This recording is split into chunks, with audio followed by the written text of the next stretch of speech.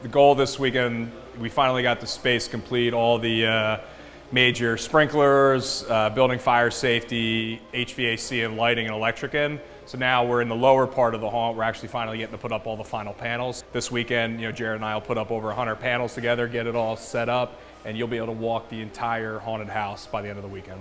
So we've also been spraying everything down with fire retardant. So it's Class A, all exposed wood. Anything that's combustible has to be sprayed. Did get started with that. We also have just about 50 people apply to work here, which is pretty exciting.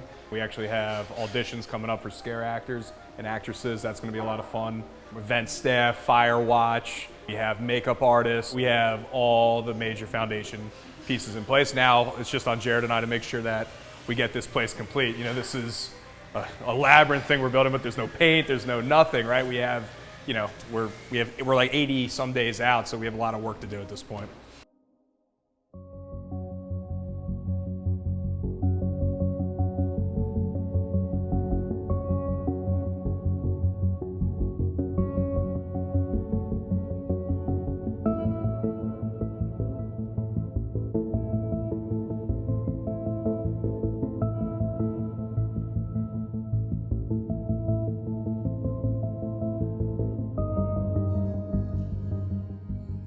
The first scenario is you've just woken up from a trance and you don't know who you are.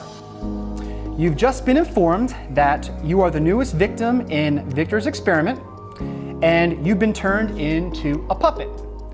What do you do? It's up to you. Look at me. Ah!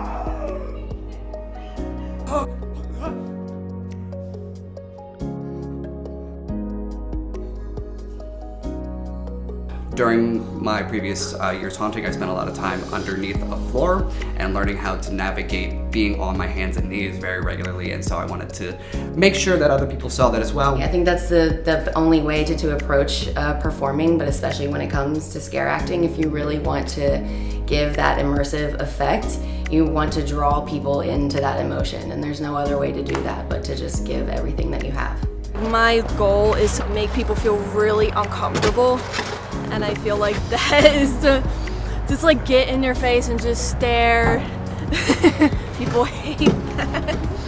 It's like the actor's curse. You always overanalyze and think of things you could have done differently or better. But I mean, at the end of the day, I had a ton of fun. The team I auditioned for was just phenomenal, and it's so clear that they have skin in the game and they really care about the product. It was a blast. It was just a blast. That is the special skill. It's a living art form. You're reacting to each unique person that's coming into the haunt, and it's like improv. It's the best thing off the top of your head now.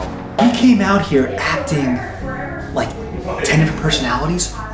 Bam, bam, bam, bam. Exactly the kind of stuff. I'm like, he's definitely gonna be an iconic character.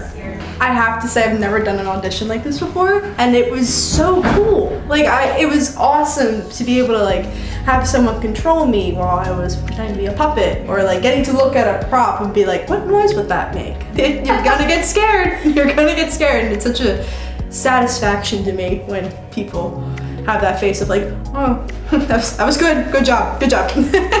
I've been doing haunted houses since I was little. I remember the very first one I had, it was an abandoned funeral home.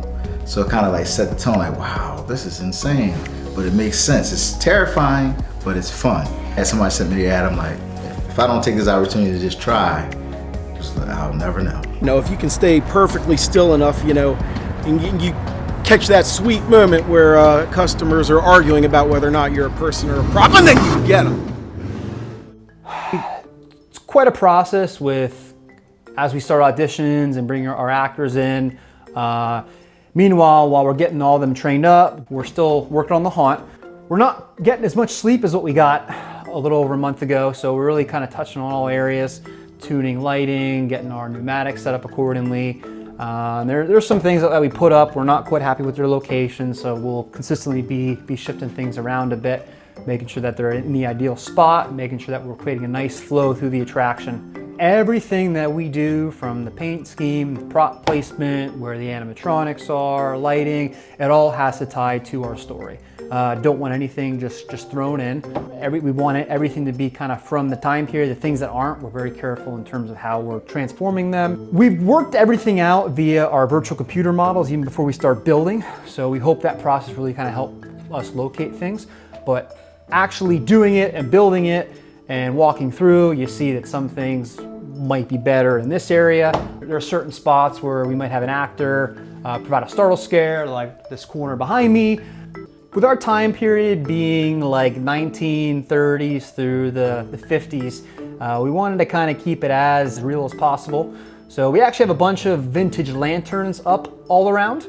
So we got quite a few different bulbs that flicker.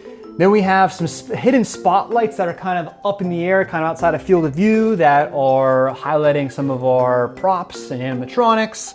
And we have some other light effects, some strobes in some areas. We'll have some lasers, such like in our laser swamp in another area. Very carefully done, so we're not showing too much, but also that there's enough light to, of course, show the sets and props.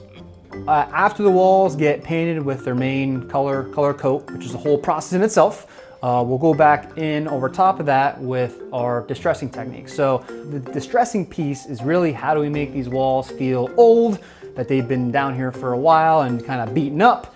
So we have quite a few different techniques using a sprayed water bottle, getting the paint to drip down the wall, accenting that with select colors. Whole idea here is really to make people feel uneasy as they're coming through.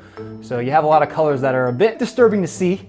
We're creating the overall ambiance and the overall environment. It all works together to really make people feel uneasy. Okay, assuming he's going to start that. No, I guess you come back next Friday and work on the rest. Well, are you guys okay? Like Monday, Tuesday, Sure. Wednesday? Sure. Actually, 9 total. We have air cannons in there. But still, that would probably make people fall. You saw the one animatronic working. He wasn't even fully working. He still missed water at the spitter. Yeah. Then we're going to open up and we're going to walk through this again. No pictures. Some of the things to start taking into account. We have some character cards. On the card has a brief overview of the character that you are and a brief overview of the scene that you're in, the things that would be around you. You're going to come up, you're going to get a card. After everybody gets a card, we're going to take a 10-minute break. Do whatever, get some water, go to the bathroom, but also think about a line that fits that character that you've been given on that card. Think about what fits that story, what fits that scene, this character, the things around me. And when we come back from break, I'm going to ask you to deliver them. Okay? Where are you found? The killer's mind. You are in the space that represents being the killer's mind. It's amazing. Is that like physically where we're at inside?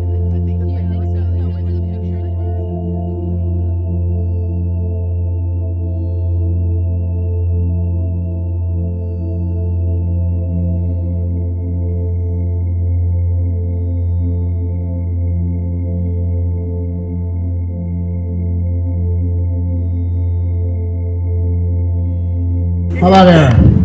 What do you got? I got killer in the kid form.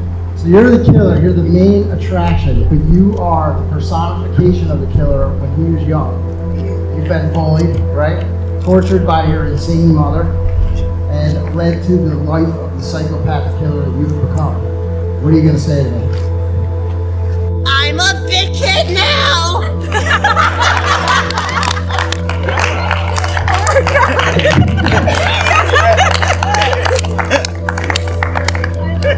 Now, how about if we're going to deliver that line quiet? Quiet. Oh boy. Did everyone have fun today? Yeah! Is everyone pumped for this season? Yeah! We are going to have a blast. We're going to say Lincoln Middle Haunted House. 3, 2, 1. Lincoln Middle